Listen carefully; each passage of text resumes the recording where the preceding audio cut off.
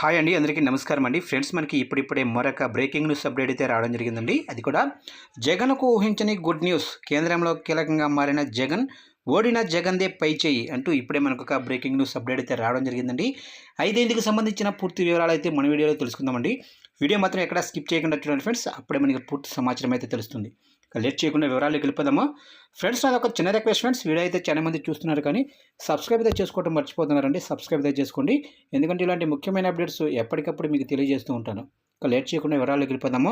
ఇటీవల జరిగిన ఎన్నికల్లో ఏపీలో ఎన్డీఏ కూటమి అధికారంలోకి వచ్చింది.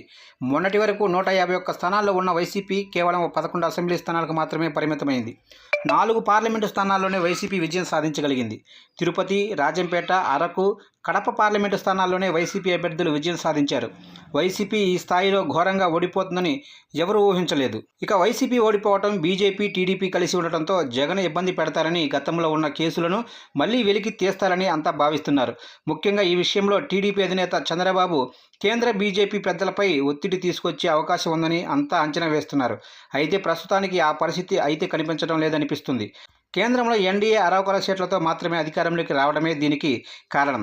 దీంతో మిత్రపక్షాల అవసరం చాలానే ఉంది. అలాగే బయట నుంచి మద్దతు ఇచ్చే పార్టీల అవసరం కూడా ఉంది.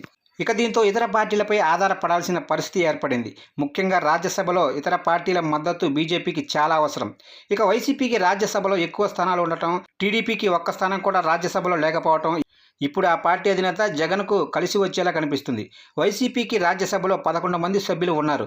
దీంతో కేంద్ర ప్రభుత్వం నుంచి జగన్కు వచ్చిన ముప్పేమీ కనిపించడం లేదు.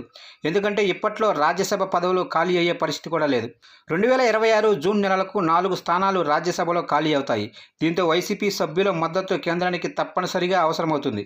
ఈ లెక్కన చూసుకున్న జగన్ విషయంలో కేంద్రం, బీజేపీ పెద్దలు సానుకూలంగానే ఉండాల్సిన పరిస్థితి కూడా కనిపించబోతుంది.